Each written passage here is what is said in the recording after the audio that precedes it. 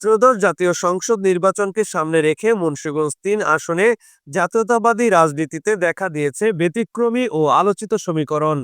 দীর্ঘদিন ধরে বিএনপির শক্ত ঘাঁটি হিসেবে পরিচিত এই আসনে এবার একই রাজনৈতিক ধারা থেকে উঠে আসা দুই প্রার্থীর মুখোমুখি লড়াইয়ে ভোটের মাঠে নতুন মাত্রা যোগ করেছে। বিএনপির কেন্দ্রীয় সমাজ কল্যাণ বিষয়ক সম্পাদক কামরুজ্জামান রতন দলীয় মনোনয়ন পেয়ে ঐতিহ্যবাহী ধানের শীষ প্রতীকে নির্বাচনে অংশ নিচ্ছে।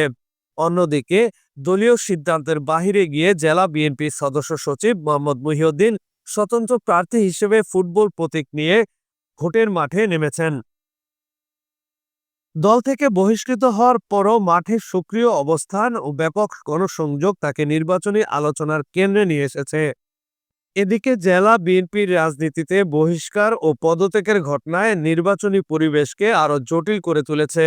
মুন্সিগঞ্জ ৩ আসনের জেলা যুবদলের সাবেক সদস্য সচিব মোহাম্মদ মাসুদ রানা সহ ৪ নেতাকে বহিষ্কারের পর প্রায় ১.৫ শতাধিক নেতাকর্মী সংবাদ সম্মেলনের মাধ্যমে ধারাবাহিকভাবে বিএনপির বিভিন্ন পদ থেকে অব্যাহতির ঘোষণা দেন।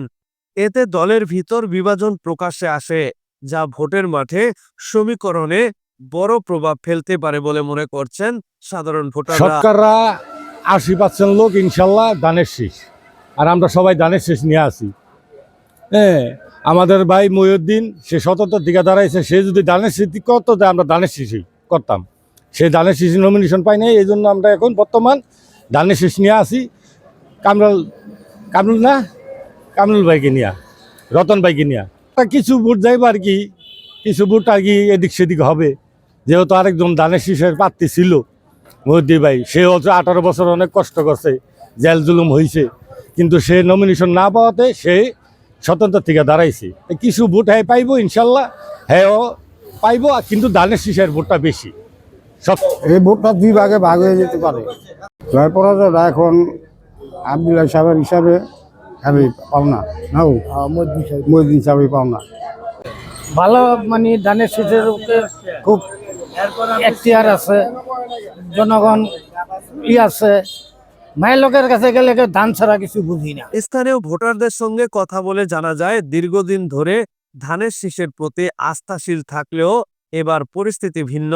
অনেকেই বলছে একই রাজনৈতিক পরিবারে দুই শক্ত প্রার্থীর প্রতিদ্বন্দ্বিতা ভোট বিভাজনের আশঙ্কা তৈরি করছে। বিশেষ করে মোহাম্মদ মহিউদ্দিনের পক্ষে সাবেক ও বর্তমান নেতাকর্মীদের প্রকাশ্যে সমর্থন ও ধারাবাহিক গণসংযোগ সাধারণ ভোটারদের মধ্যে নতুন প্রত্যাশা সৃষ্টি করেছে। অর্থাৎ নির্বাচনী এলাকা ৩-এ এই ১৭ বছর ১৫ বছর যেটি আমরা বলতেছি, এবং সেটার মধ্যে শুধু একমাত্র মহিউদ্দিন সাহেব ছিল, আমরা তার সাথে ছিলাম। যত মিটিং মিছিল, জেল জুলুম অত্যাচার অনাচার অবিচার যা কিছু হয়েছে সব কিছুর সামনে মহিউদ্দিন সাহেব ছিল, আমরা তার পিছনে ছিলাম, আমরা তাকে ধরে রেখেছি, এ পর্যন্ত আমরা রেখেছি। কিন্তু দল যেটা করলো সেটা নীতি নির্ধারণী ফর্ম যারা আছে তারা বলতে পারবো যে দল কি করলো। দল থেকে যাকে নমিনেশন দিছে এটা নীতি নির্ধারণী ফর্ম যারা আছে তারা সেটা করছে। প্রশ্ন হলো এই যে বহিষ্কার কয়জন করব? বহিষ্কার কয়জন করব? বিএনপির নেতা করবে, কয়েকজন করে ইউনিয়নের সভাপতি সেক্রেটারি বহিষ্কার করে, আর কি কিছু জায়গা নাই। এখন তো লাইন বেঁধে এবং যারা এই বিএনপি করত, যারা বিভিন্ন কমিটির মধ্যে ছিল, তারা পদত্যাগ করতেছে। জাতীয়তাবাদী দল পরাজিত হবে না হবে সেটা হলো ১২ তারিখের নির্বাচন যেটা হইতেছে, এবং সেইটা হলো তার প্রমাণ।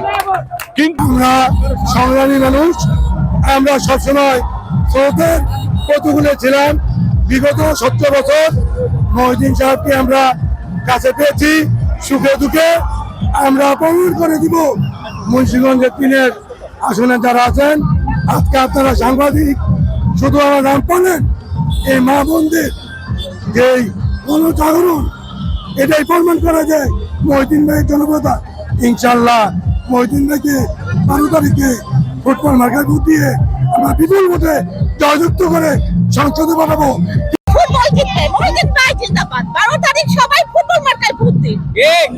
তাহলে আজকে এই প্রতিক্রিয়াটা হইতো না। এখানে দলের হাইকমান্ডের জন্য আজকে আমাদের এই বিএনপির মধ্যে এই দ্বিধাদ্বন্দ্বটা সৃষ্টি হয়েছে।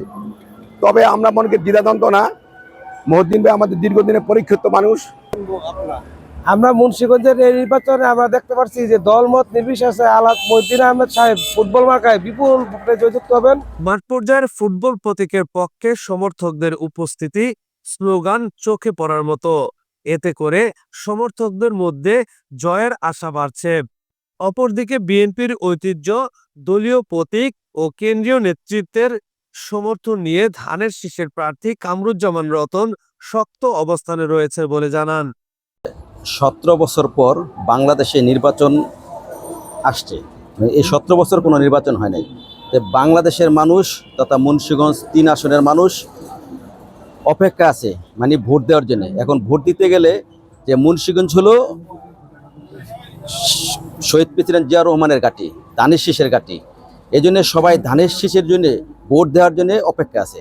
এখানে মুন্সিগঞ্জ 3 আসন বিপুল ভোটে ইনশাল্লাহ ধানের শীষ পাস করবে এবং রতন মিয়া বিপুল ভোটে জয় হবে ইনশাল্লাহ। এবার 100-500 যদি কর্মী আমরা মানে পদত্যাগ করি তাহলে দলের কিছু আসে যায় না, কিন্তু জনগণের কাছে গেলে বিশেষ করে মহিলারা ধান ছাড়া অন্য কিছু কল্পনাই করে না। তাদের সাথে জনগণের সাথে কোনো সম্পর্ক নেই। আমরা আজকে বেশ কিছুদিন ধরে এলাকার মধ্যে বিভিন্ন জায়গায় গণসংযোগ করে আসতেছি। একটাই জনগণের কথা যে আমরা শহীদ প্রেসিডেন্ট জিয়াউর রহমানের দল করি, আমরা খালেদা জিয়াকে ভালোবাসি। খালেদা জিয়ার যে মার্কা আমরা 17 বছর পরে ভোট দেওয়ার একটা সুযোগ পেয়েছি, তারা কিভাবে চিন্তা করে যে সেই ভোটটা আমরা অন্য মার্কায় দিব। তো যারা এই ধরনের বিভ্রান্তিকর কথাবার্তা বলে আসলে তাদের সাথে জনগণের কোনো সম্পৃক্ততাই নেই। রাজনৈতিকভাবে গুরুত্বপূর্ণ এই আসনে অতীত ইতিহাস বলছে মুন্সিগঞ্জ 3 থেকে ধারাবাহিকভাবে বিএনপির প্রার্থীরাই নির্বাচিত হয়ে এসেছেন। তবে এবারের নির্বাচন সেই ধারাবাহিকতা ধরে রাখবে নাকি স্বতন্ত্র প্রার্থী ফুটবল প্রতীকের কাছে ধানের শীষের পরাজয়ের মুখ দেখবে, সেই প্রশ্ন এখন সর্বত্র। সব মিলিয়ে মুন্সিগঞ্জ 3 আসনের নির্বাচন এবার শুধু দল বনাম দল নয়, বরং একই রাজনৈতিক ধারার ভেতরে শক্ত প্রতিদ্বন্দ্বিতার এক ব্যতিক্রমী লড়াই, যা শেষ পর্যন্ত কোন দিকে মোড় নেয় সেদিকেই তাকিয়ে আছে পুরো জেলার ভোটাররা। Mohammad Jahangir Alam, news 71.tv, Munshiganj.